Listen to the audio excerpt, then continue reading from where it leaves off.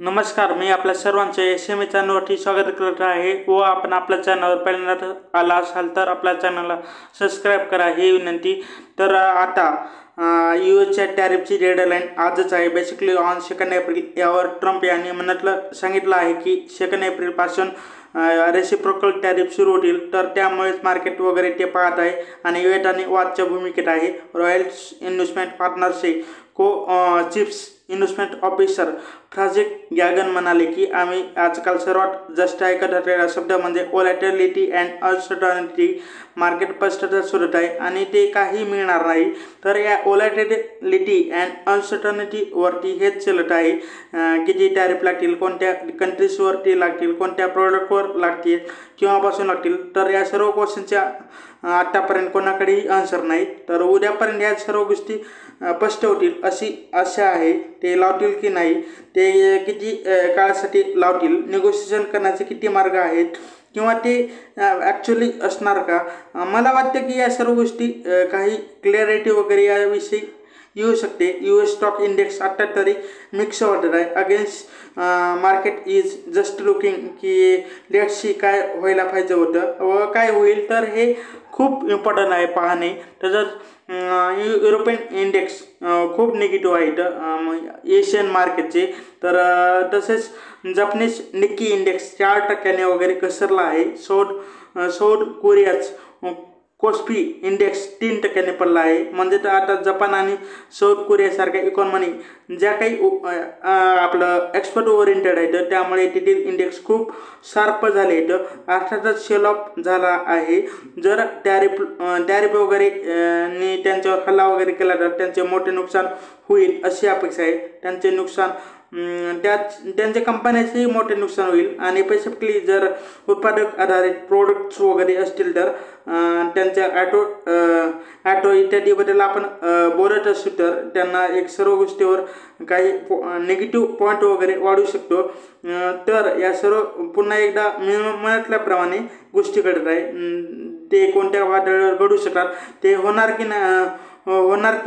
नाही होणार हे आपल्याला हळूहळू या सर्व गोष्टी समजून घेतल्या पाहिजेत। आणि कदाचित तुम्हाला ते समजत नसले तरी ते बेसिकली कसे होतात ते पुढे चालून ते आपल्याला पाहावं लागणार आहे आणि समजून घेण्याचा प्रयत्न करावा लागणार आहे। तर पुढील म्हणजे तर त्यामुळे यूची 10 बॉन्ड येईल थोडी घसरत आहे। ती सुमारे 4.2% खाली आलेली आहे। तर अमेरिकन मार्केट थोडी मंदी येण्याची अपेक्षा वगैरे मार्केटमध्ये वाढली आहे। म्हणून मी गोल्डमॅन सॅक्सकडून आलेली काही आकडे वगैरे पाहत होतो आणि अनेक रिपोर्ट वगैरे होते। तर त्यांनी त्यात म्हटलं की आता अमेरिकेत मंदी येण्याची शक्यता 35% पर्यंत वाढली आहे, जी अगोदर 20% होती। And majorly because of the global economy तर लागूच होणार आहे टॅरिफमुळे। तर त्यांनी असेही म्हटलं आहे की आम्ही जगातील सर्वात मोठ्या अर्थव्यवस्थेबाबत म्हणजेच यूएसच्या GDP ग्रोथचा अंदाज 2025 मध्ये 2%वरून 1.5% कमी करत आहोत। सध्या यावर्षी US फेडकडून 2 वेळा रेट कटची अपेक्षा होती। रिसेशन वाढत असल्याने ते 3 असू शकतात असे गोल्डमॅन सॅक्स म्हणत आहे। तर आता या सर्व गोष्टी घडत आहेत की जर हे शुल्क वगैरे लावले गेले तर आणखी निश्चितच जे डिमांड आहे ते मंदावू शकते, कारण की हे सर्व गोष्टी सर्व काही महाग होईल आणि अमेरिकन लोकांना महागड्या वस्तू वगैरे खरेदी कराव्या लागतील, राईट्स।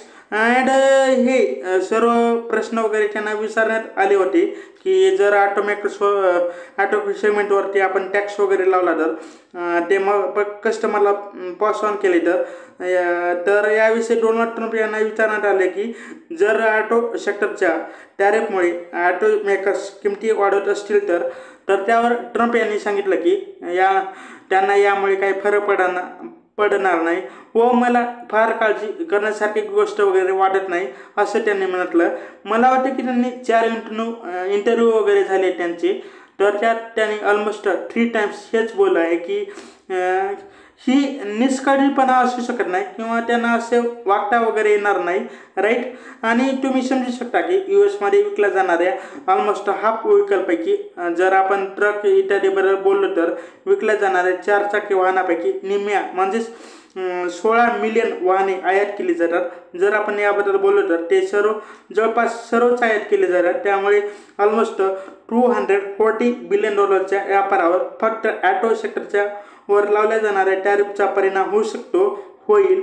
आणि ते पुन्हा सांगत आहेत की मला असे आहे की ते त्यांच्या किमती नक्कीच वाढवतील, कारण जर त्याने असं केले नाही तर त्यांचे नुकसान होऊ शकतं. त्यामुळे ते नक्कीच वाढवतील व या सर्व गोष्टीमुळे पुन्हा लोक अमेरिकन मेड्स कार खरेदी करतील, अमेरिकन कार.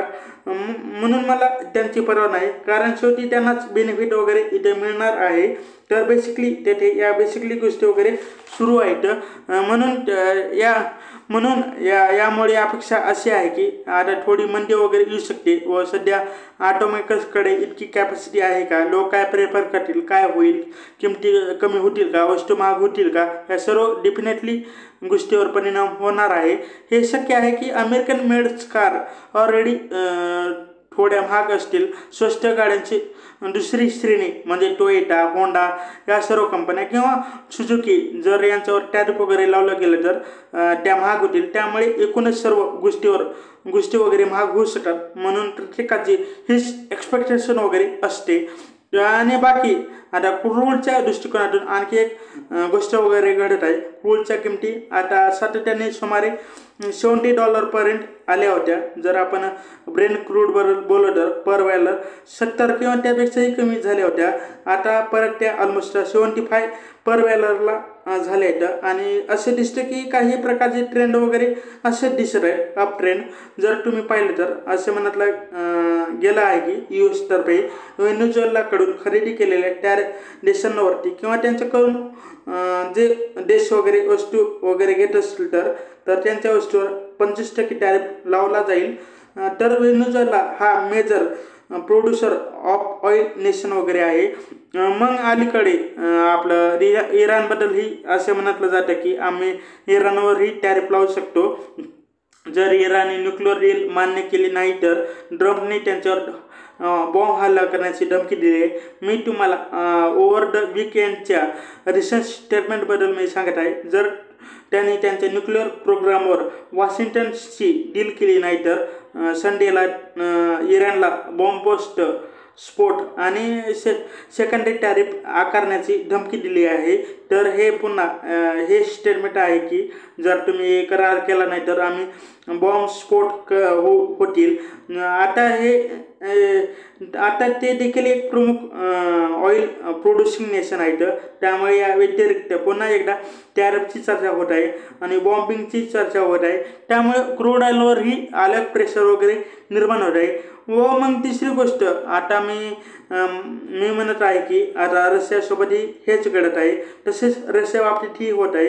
ट्रम्प म्हणाले की रशिया अँड इराण ऑइलवर सेकंडरी टॅरिफ आकारण्याची धमकी दिली आहे की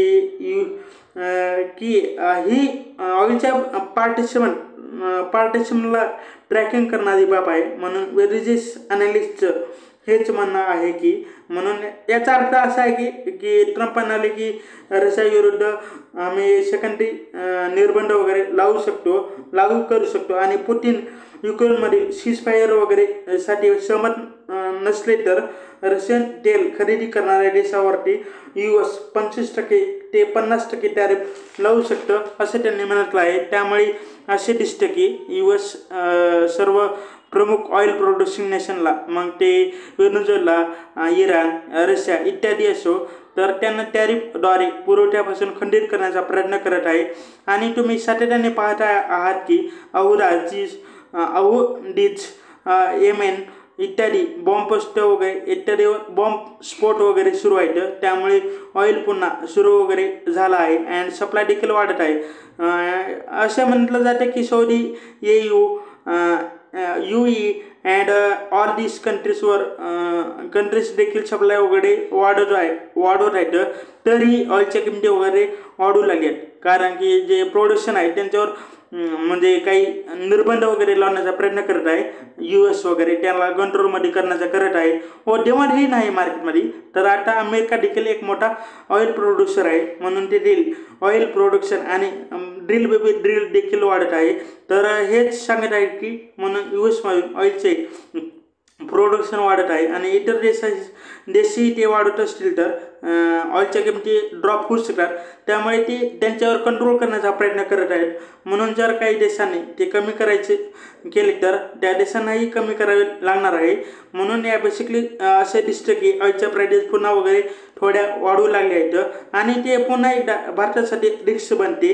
कारण US भारत आणि चीनसाठी सर्वात मोठी समस्या आहे. म्हणजे आपण मोठे ऑइल इम्पोर्टर आहोत अँड चीनला त्रास देण्यासाठी ऑइल प्राइसेस वाढवल्याने भारतालाही नुकसान होऊ शकतं आणि ते इंडियाच्या करंट मार्केट रिलेटेड आहे. जर ऑइलच्या किमती वाढल्या तर आणि जर ह्या ट्रेंड्स वगैरे सातत्याने वगैरे हा ट्रेंड्स वगैरे चालू राहिला तर ही समस्या वगैरे बनू शकते इंडियन इकॉनॉमीसाठी. त्यामुळे शॉर्ट टू मिडियम टर्म ड्युरेशनमध्ये इंडियन इकॉनॉमीसाठी प्रॉब्लेम निर्माण होऊ शकतात. ते आता कसे घडत आहे पुन्हा एकदा या संबंधित एक असू शकतं की किंवा ते वगैरे अनुमान वगैरे असू शकतात. मला आता हा ट्रेंड दिसतोय पुन्हा या गोष्टी वगैरे बदलू शकतात, चेंज होऊ शकतात, त्या वेगळ्या असू शकतात आणि हे देखील शक्य आहे की या गोष्टीचा इतका प्रभावित वगैरे नसतील. म्हणजे प्रभाव वगैरे त्यांचा नसेल कारण डिमांड ही कमी होत आहे. ठीक आहे. तर या सर्व बेसिकली US मध्ये वगैरे गोष्टी सुरू आहेत.